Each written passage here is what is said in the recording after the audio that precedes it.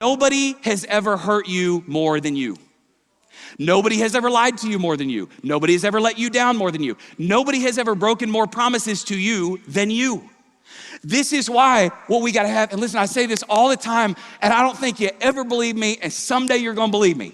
This is why you gotta have a band of brothers around you or a band of sisters around you, dudes or ladies that they love Jesus and they love you, and they actually have beliefs and convictions that are formed, that they can be around you, that you have, watch this, you've deputized in your life. You have given permission and authority in your life. Hey bro, if you see something off in me, I need you to get in my life and say, hey man, something's off, you're drinking too much and you need to quit.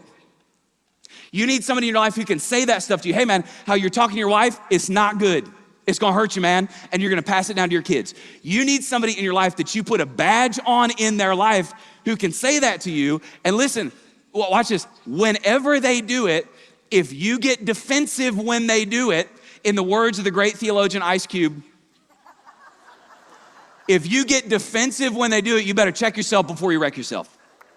Because that's exactly what you're gonna do. You gotta have some people in your life who will call you out when the worst comes out, okay? Now, last one, third category of, there's a third reason that people don't think of that's a reason some people experience pain in their life. And when I read it, you're gonna be like, you are really weird.